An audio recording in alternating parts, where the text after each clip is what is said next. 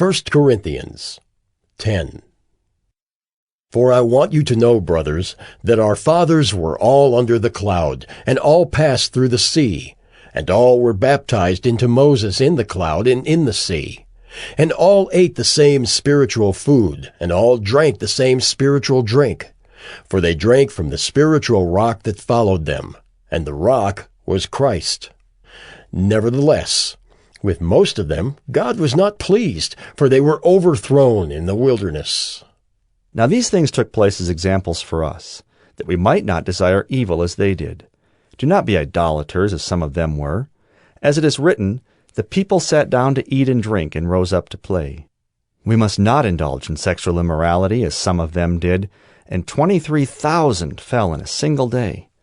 We must not put Christ to the test, as some of them did and were destroyed by serpents, nor grumble, as some of them did and were destroyed by the destroyer. Now these things happened to them as an example, but they were written down for our instruction, on whom the end of the ages has come. Therefore let anyone who thinks that he stands take heed lest he fall. No temptation has overtaken you that is not common to man. God is faithful, and he will not let you be tempted beyond your ability.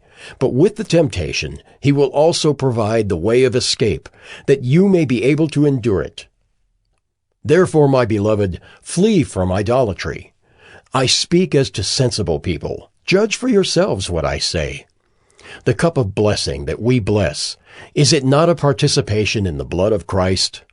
The bread that we break, is it not a participation in the body of Christ? Because there is one bread, we who are many are one body, for we all partake of the one bread. Consider the people of Israel. Are not those who eat the sacrifices participants in the altar? What do I imply then?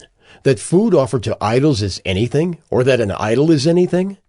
No, I imply that what pagans sacrifice, they offer to demons and not to God. I do not want you to be participants with demons.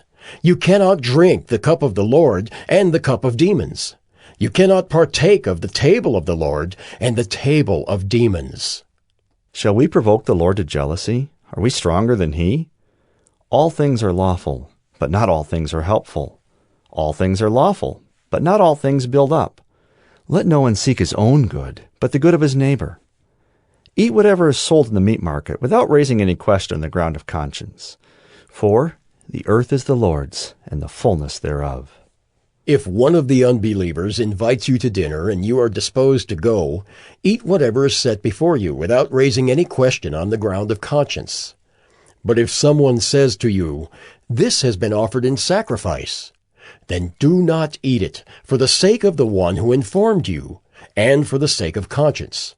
I do not mean your conscience, but his. For why should my liberty be determined by someone else's conscience? If I partake with thankfulness, why am I denounced because of that for which I give thanks?